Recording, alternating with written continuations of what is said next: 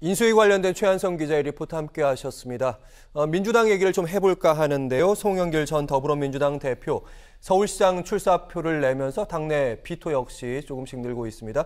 대표적으로 더불어민주당의 친문계 싱크탱크라고 불리는 민주주의 4.0의 이사진들도 나섰는데요.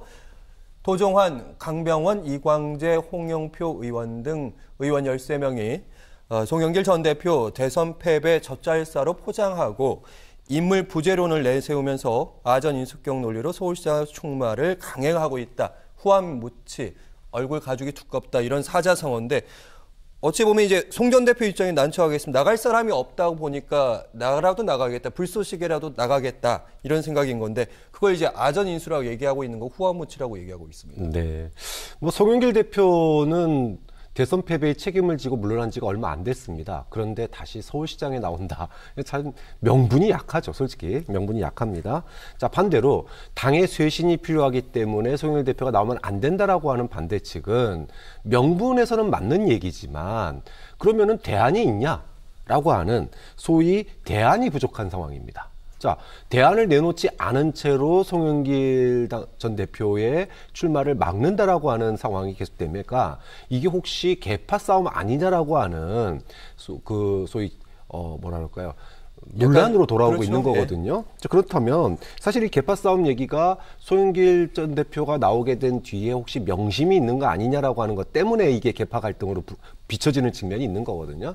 아마도 그 이재명 전 후보 같은 경우에는 이 경선 논란 여기에 계파 갈등으로 비칠 염려가 있기 때문에 거리를 좀 두지 않을까 싶고 결국 반대파의 주장처럼 새로운 인물을 내세우지 못한다 그러면 결국은 당을 위해 희생하면서 험지에 나가겠다라고 하는 송영길 대표의 그 출마를 막기는 좀 역부족 아니겠느냐 이런 생각이 듭니다. 네.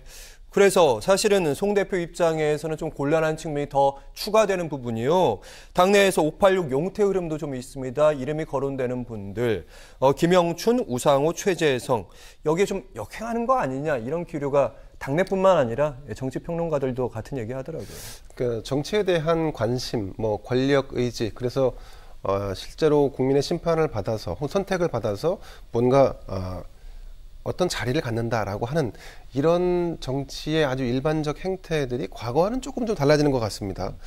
이게 이제 권력을 득하고 그게 또 출세로 이어졌다라고 한다면 지금은 민주화 요구가 이미 어느 정도 성숙된 단계로 나아가고 있고 직접 정치를 한다는 것이 뭐 수요도 수요지만 출세로 이어진다라고 하기 좀 어려운 부분도 있습니다. 그래서 뭐 일각에서는 국회의원을 과거와 달리 이 어항 속 금붕어 신세다라고 얘기하는 사람도 있습니다. 그만큼 우리 사회가 정치가 많이 좀 투명해졌다는 얘기일 수도 있는데 다시 본론으로 돌아오면 지금 정치가 이제 이런 현상으로 가고 있기 때문에 비단 민주당뿐만 아니라 국민의힘에서도 586 그룹 그러니까 운동권 세력들 80년대 대학을 다녔던 사람들 가운데 정치를 그만두겠다라고 하는 분들이 꽤 있습니다. 예를 들면 국민의힘의 권택기 전 의원 같은 경우도 최재성, 김영춘과 같이 공개적으로 말하지는 않았지만 정치를 그만두겠다라는 얘기를 사석에서 했다라고 하는 걸 볼 때 이건 하나의 또 어떤 기류로 형성될 수 있다라고 봅니다.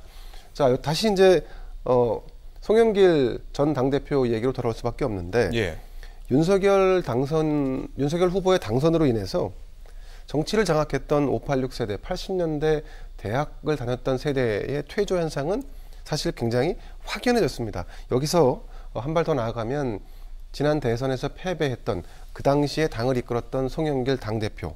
사실 자숙과 성찰의 시간을 보내야 마땅함에도 불구하고 지금처럼 자신의 원래 지역구였던 인천을 버리고 서울로 껑충 뛰어올라서 서울에서 다시 출마하겠다라고 하는 것은 사실은 국민적 여론에서 본다 그러면 이번 선거에 또 다른 패배 요인을 제공하고 있는 것이 아닌가. 그래서 저는 자승자박적 선택이다 이렇게 봅니다. 네.